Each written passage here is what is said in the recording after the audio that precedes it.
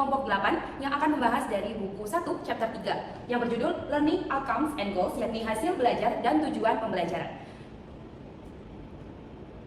Baik, sebelumnya perkenalkan saya Salsabila Azahra. Saya Putu Aterina Mitra Putri. Saya Salwa Afifah. Baik, di sini saya akan berperan sebagai moderator yang akan memimpin podcast ini, dan Salwa dan juga Arin di sini akan berperan sebagai narasumber. Oke, langsung saja ya. Selamat pagi Arin dan juga Salwa. Pagi Ara. Oke, hari ini kita akan membahas tentang hasil dan tujuan pembelajaran. Langsung saja ya untuk yang pertama. Oke, dari latar belakang nih, mungkin dari Arin bisa dijelaskan latar belakang kita membuat makalah dan juga presentasi ini apa sih? Jadi tujuan pembelajaran ini adalah aspek utama yang menentukan arah dan strategi dalam proses pembelajaran. Nah, tujuan ini menggambarkan hasil yang diharapkan setelah proses pembelajaran selesai, baik dari segi pengetahuan, keterampilan, maupun sikap siswa. Penyusunan tujuan pembelajaran jelas dan terukur sangat penting untuk ditetapkan. Oleh karena itu diperlukan pemahaman yang mendalam tentang bagaimana menyusun tujuan pembelajaran yang efektif, yang tidak hanya mengadakan teori, tapi juga menyesuaikan dengan kebutuhan dan karakteristik peserta. Oke, terima kasih Arin atas penjelasan dari latar belakang yang melatar belakang kita membuat makalah dan juga presentasi ini. Nah, jadi pemirsa sekalian, untuk pembahasan utama dari buku ini yakni tujuan pembelajaran itu menentukan arah di mana pembelajaran itu akan dibawa. Jadi aspek utamanya itu apa saja yang akan dibawa saat kegiatan belajar mengajar. Oke, untuk masuk ke materi nih Arin, aku mau nanya, untuk pengertian tujuan pembelajaran itu apa aja sih? Pembelajaran itu merupakan pengaturan normatif yang menetapkan hasil belajar siswa sesuai yang diharapkan dan direncanakan oleh guru. Tujuan pembelajaran adalah salah satu elemen yang ditulis dalam menyusun perencanaan pembelajaran. Oke, mungkin bisa dijelaskan juga untuk fungsinya itu apa sih? Kenapa kita harus buat tujuan pembelajaran saat kegiatan belajar mengajar? Jadi tujuan pembelajaran ini berfungsi sebagai alat bantu guru agar lebih efektif saat mengajar di kelas, dengan cara menuliskan dari besar terperinci kegiatan yang akan dilaksanakan di kelas. Oke, berarti tujuan pembelajaran ini dibuat agar guru ini mudah ya untuk mengajar siswa ini mau dibawa kemana gitu ya. Betul. Jadi di sini juga di sini dituliskan tujuan menggambarkan pengetahuan, keterampilan, kemampuan atau sikap yang diperoleh siswa selama proses pembelajaran. Jadi siswa juga tahu nih ya belajarnya ini mau dibawa kemana, betul seperti itu ya. Oke, untuk slide selanjutnya nih. Nah, kalau tujuan pembelajaran itu biasanya ada karakteristiknya. Bisa dijelaskan untuk Arin, aku mau tahu nih untuk karakteristik tujuan pembelajaran yang baik digunakan oleh seorang guru untuk mengajar kepada muridnya itu bagaimana? Yang pertama itu spesifik, terukur, dapat dinilai, realistis, relevan, berbasis waktu dan dapat diuji. Oke, mungkin bisa dijelaskan nih, spesifik dan terukur itu bagaimana? Spesifik dan terukur itu, jadi tujuan belajar itu harus jelas dan tidak ambigu, agar dapat dipahami oleh guru dan siswa. Terukur itu udah yang tujuan belajar dapat dievaluasi melalui indikator yang konkret. Oh, jadi guru itu sudah punya acuan sebagaimana siswa itu bisa memenuhi dari tujuan belajar itu. Betul. Kemudian bisa dijelaskan dong dapat dinilai itu gimana? Dapat nilai itu tujuan pelajaran mungkin kan guru untuk mengukur pencapaian siswa secara objektif.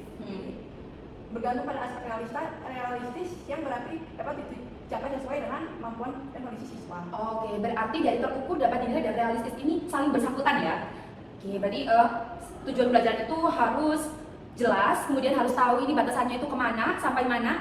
Kemudian dari batasan itu dapat ditentukan nanti guru itu bisa nilai dari aspek apa gitu ya, dan disesuaikan dengan realita yang ada di kelas. Kemudian bisa dijelaskan juga nih Arin, ini banyak ya soalnya, ada relevan, berbatas waktu dan dapat diuji. Mungkin dari ketiga ini Arin bisa menjelaskan nih contohnya bagaimana? Ini contohnya kayak kan dapat dinilai ya, jadi tujuan belajar ini jadi dapat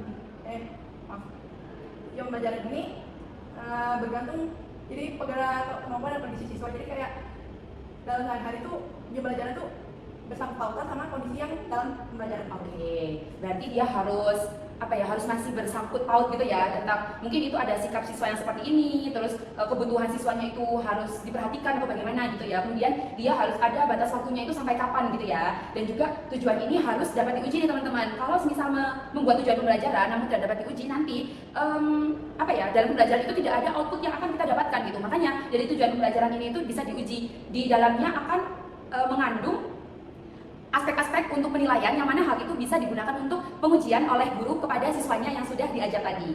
Oke, yang kedua nih Arin, ada apa? Ada menggunakan kata kerja aksi yang mencerminkan tingkat pelajaran yang diinginkan. Jadi itu menggunakan kata kerja aksi yang dengan jelas memberikan perintah kepada siswa untuk melakukan aksi atas sebuah kegiatan dalam pembelajaran. Oke, mungkin bisa dikasih tahu nih contoh kata kerja aksi itu gimana?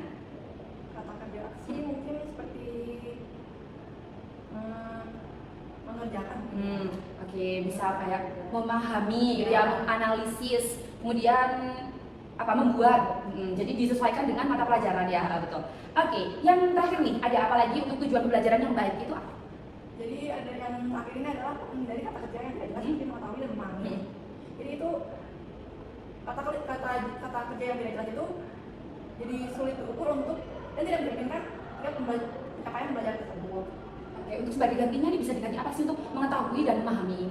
Dapat diganti menjadi menjelaskan, menganalisis, atau bisa juga menggunakan. Oh, jadi lebih terarah gitu ya, bukan yang ambigu memahami gitu kan, tapi lebih ke mengerjakan atau menganalisis sesuatu ini gitu ya. Oke, terima kasih Arin. Itu untuk karakteristik tujuan pembelajaran yang baik nih teman-teman. Dan untuk slide selanjutnya, nah di dalam buku 1 chapter 3 ini terdapat suatu kutipan yakni buku Taksonomi Anderson. Nah, mungkin untuk buku Taksonomi Anderson ini bisa aku move ke Salwa ya. Oke, Salwa, mungkin bisa dijelaskan mungkin kalau Arin ada sesuatu yang kayaknya ini harus aku tambahkan, bisa langsung ditambahkan aja ya untuk slide yang selanjutnya ini.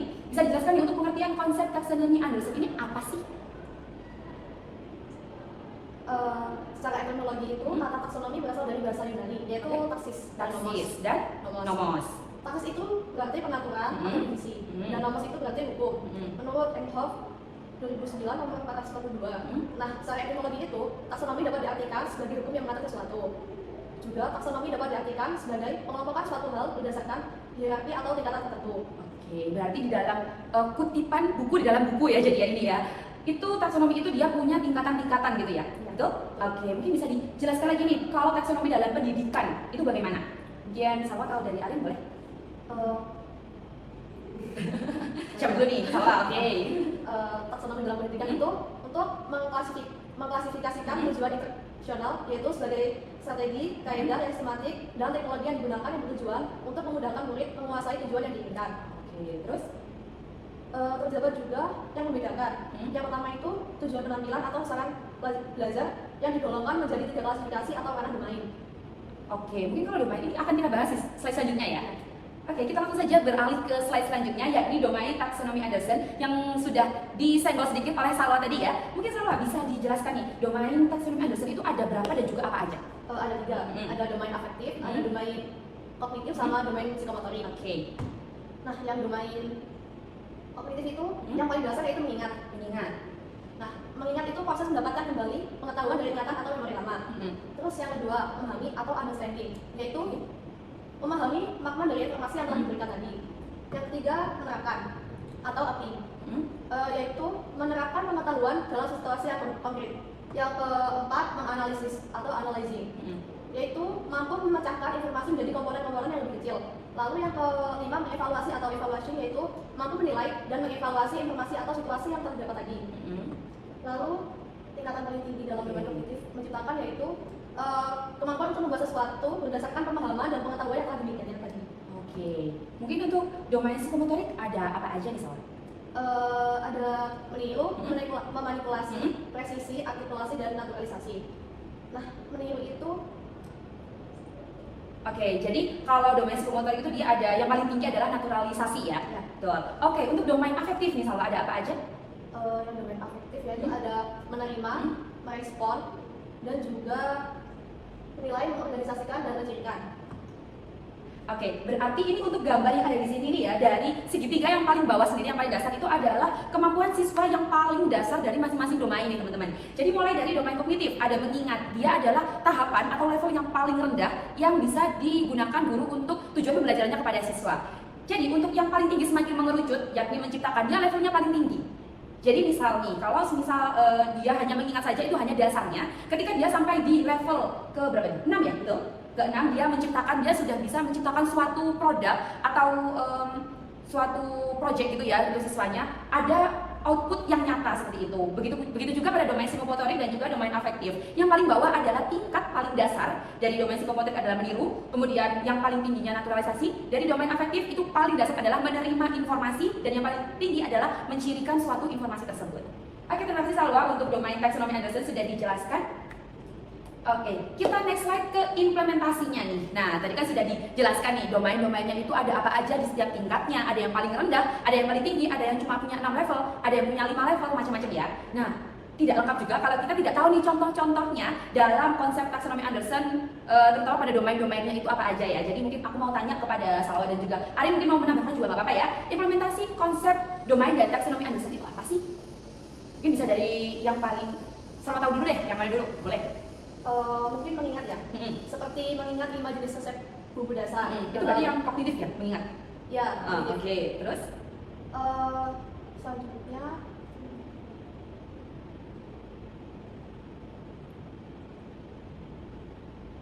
Oke, dari mengingat tadi di sini ada memahami. Oke, coba kita ambil dari contoh mata pelajaran di Tata Boga yaitu bumbu dasar ya. Oke, kita kembali lagi ke sini kali ya, ke domain. Kita berbicara tentang implementasinya. Kalau misal kita punya satu mata pelajaran yakni bumbu dasar, dari mengingat itu implementasinya bagaimana, Sal?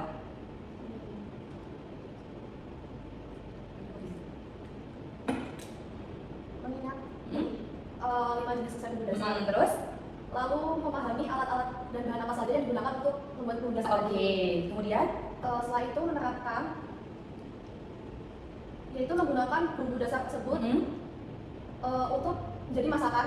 Oke, jadi dari bumbu dasar tadi diingat-ingat, kemudian dipahami nih bahannya apa, alatnya apa, kemudian diterapkan bumbu dasar itu untuk masakan apa saja, seperti itu ya. Oke, selanjutnya untuk level menganalisis nih.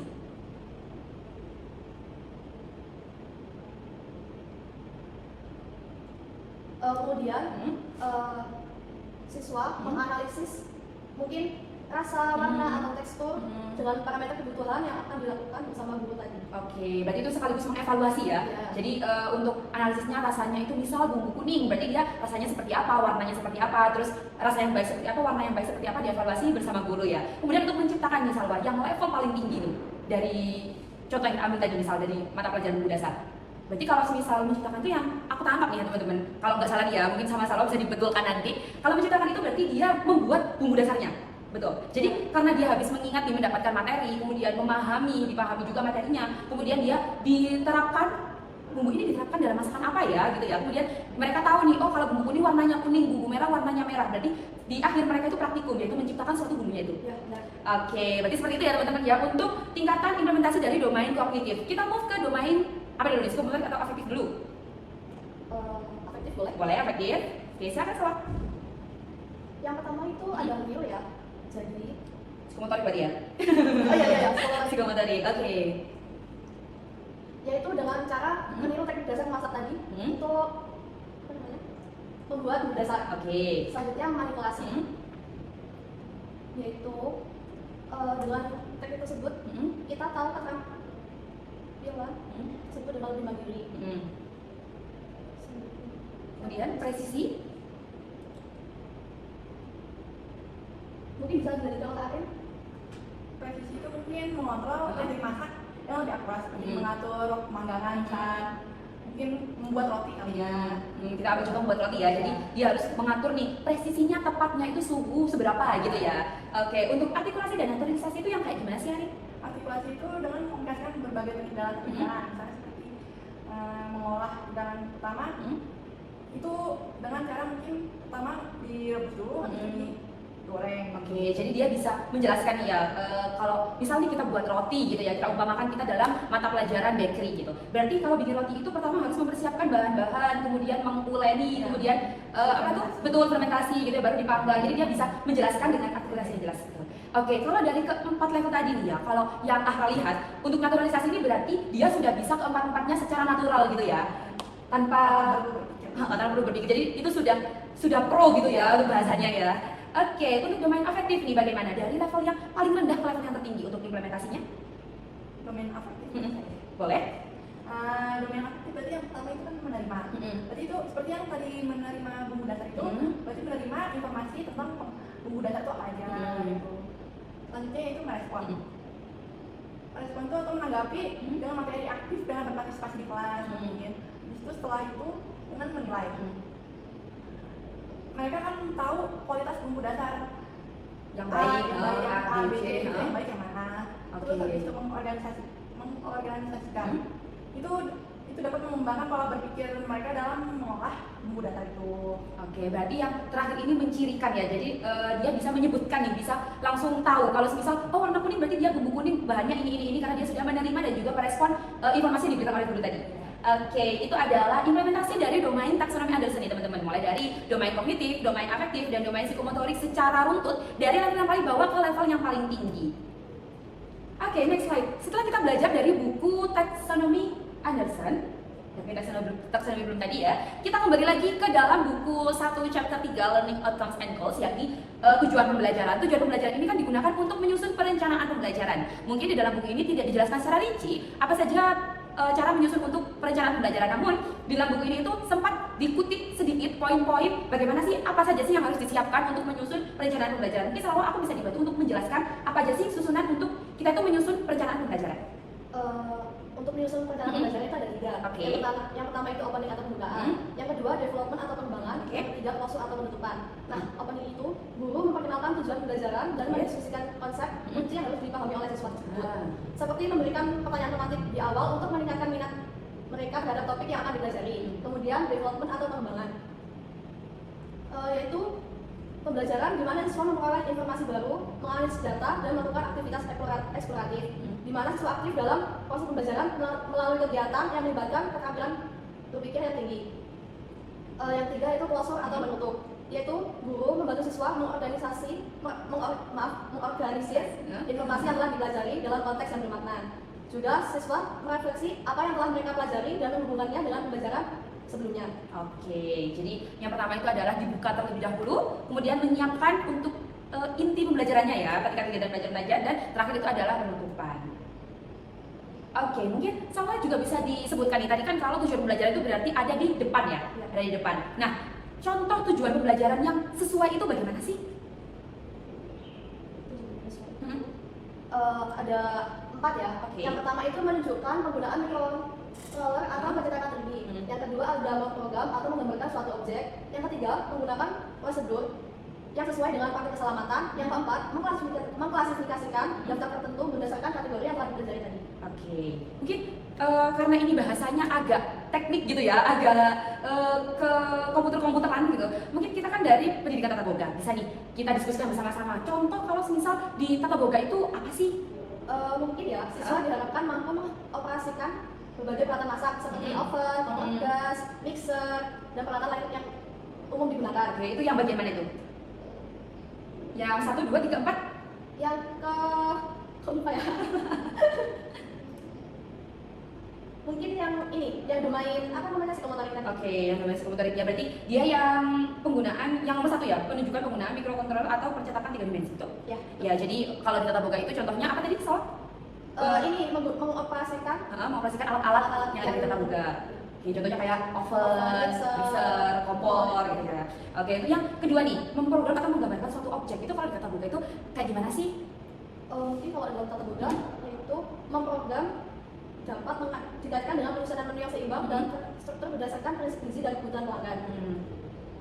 Oke, gitu ya. Jadi kalau di tata boga itu contohnya muridnya itu disuruh bikin daftar menu tadi ya. Atau kalau semisal dikaitkan tentang produksi itu kalau siswa kan ujung-ujungnya itu kan jualan ya biasanya. Kalau makanan kan pasti dijual gitu kan. Nah, itu dia harus memprogram nih kebutuhan pelanggan itu bagaimana. Kemudian jadinya produsen itu menyiapkan apa saja gitu ya. Dan untuk yang ketiga nih menggunakan prosedur yang sesuai dengan praktik keselamatan. Nah, kalau ini biasanya hubungannya dengan K3 ya. Ya, benar. Jadi siswa itu harus memahami cara menangani bahan dan alat tadi, mungkin juga menjaga kebersihan dapur, menggunakan peralatan dengan prosedur yang benar agar tidak terjadi kecelakaan. Betul. Oke, jadi sebenarnya kalau K3 ini di semua pekerjaan itu pasti ada ya. Apalagi di tata boga itu ada sendiri, bahkan di tata boga ada sendiri untuk mata pelajaran K3 yang mana akan menjelaskan ya apa saja sih hal yang boleh dan tidak boleh digunakan, hal yang boleh dan tidak boleh dikerjakan atau digunakan saat di dalam dapur. Oke, untuk yang terakhir nih, mengklasifikasikan daftar tertentu. Kalau di tata boga itu daftar apa sih yang diklasifikasikan gitu? Biasanya itu ada sumber protein, ada seperti hewan dan nabati. Terus karbohidrat itu ada tepung-tepungan, bumbuan dan biji-bijian. Lalu ada kelompok bumbu dan rempah. Jadi banyak ya, ada juga misal kelompok pastry dan bakery gitu ya. Kemudian ada juga makanan Indonesia, makanan Oriental, makanan satu lagi kontinental gitu ya. Jadi diklasifikasikan dengan kategori-kategori yang sudah disiapkan oleh guru dan juga kurikulumnya. Oke, dari sekian banyak ngobrol kita tadi ya dari awal sampai akhir, mungkin Ara bisa membacakan suatu kesimpulannya. Makalah ini itu menekankan pentingnya tujuan pembelajaran yang jelas. Jadi tujuan pembelajaran itu harus spesifik, harus jelas, dapat diukur, punya dampak nyata dan juga dapat diuji. Dan tujuan pembelajaran ini harus ditentukan dengan spesifikasi yang benar. Jadi harus sesuai dengan realita yang realistis tadi sehingga dapat membantu siswa mencapai hasil pembelajaran secara efektif. Kemudian bab ini juga membahas tentang pentingnya taksonomi Anderson atau taksonomi Bloom tadi dalam pembelajaran, karena di dalam taksonomi Bloom tadi kan ada level ya, dari level yang paling rendah ke level yang paling tinggi. Bahkan di situ juga ada domain-domain yang semuanya itu dibutuhkan oleh siswa dalam belajar. Dan hal itu harus ditentukan untuk merancang tujuan yang tepat, serta bagaimana sih sebuah rencana pembelajaran itu harus disusun secara sistematis untuk meningkatkan efektivitas pengajaran. Jadi tujuan pembelajaran ini akan jelas mau dibawa kemana, dari gurunya itu mau mengajar seperti apa, siswanya mau diajar seperti apa gitu ya. Dan juga dalam buku ini, dalam makalah ini itu membagi proses pembelajaran ke dalam 3 tahap, yakni pembukaan, pengembangan, dan juga penutupan, yang masing-masing memiliki peran untuk membantu siswa memahami dan juga menerapkan konsep pembelajaran yang sudah disiapkan oleh guru sesuai dengan mata pelajarannya. Nah, untuk saran, dalam praktiknya ini seringkali penyusunan tujuan pembelajaran itu masih menghadapi banyak sekali tantangan ya teman-teman. Yang pertama itu seperti perbedaan kemampuan siswa, kemudian ada keterbatasan sumber daya, dan juga kebutuhan adaptasi teknologi. Jadi tergantung dari sekolah dan juga kebutuhan dari masing-masing guru gitu. Oleh karena itu, guru itu harus meningkatkan kompetensinya dalam menyusun rencana pembelajaran yang lebih efektif melalui pelatihan dan juga penggunaan teknologi pembelajaran yang inovatif. Karena tidak semua guru itu sudah menguasai bagaimana cara menyusun pembelajaran dengan baik, dan juga tidak semua guru itu menguasai bagaimana cara penggunaan teknologi yang saat ini itu sangat dibutuhkan. Oleh karena itu dibutuhkan kolaborasi antar pendidik. Jadi dari pendidik satu ke pendidik yang lain untuk berbagi suatu strategi pengajaran dan juga ilmu agar bisa dijadikan solusi dari permasalahan-permasalahan yang ada di dalam kelas masing-masing sekolah. Akhirnya hal ini akan menjadi solusi yang efektif untuk guru saat mengajar, dan halangan dan juga rintangan tadi itu bisa terlewati dengan baik. Oke, untuk further reading nih, mungkin bisa disebutkan, Arin, ada buku apa saja sih yang disarankan kepada teman-teman nih yang mau mendalami materi yang kita bahas ini? Itu ada buku apa aja sih yang bisa mereka baca buat dijadikan referensi? Yang pertama itu ada taksonomi Anderson atau perbaikan taksonomi Bloom. Terus yang selanjutnya itu what are student learning goals and outcomes. Selanjutnya course objective and learning outcomes. Yang selanjutnya learning outcomes, yaitu ada pengertian, tujuan, contoh, dan manfaatnya. Dan yang terakhir taksonomi Anderson, revisi atas taksonomi Bloom. Oke, terima kasih Arin dan juga Salwa atas kesempatannya hari ini. Dan berakhir pula podcast kita pada hari ini yang tentang membahas buku 1 chapter 3 tentang learning outcomes and goals, dan juga kita membahas sedikit banyak tentang taksonomi Anderson. Dan saya Salsabila Azahra, Saya Putu Asrina. Saya Salwa Afifah. pamit undur diri. Terima kasih atas perhatiannya dan semoga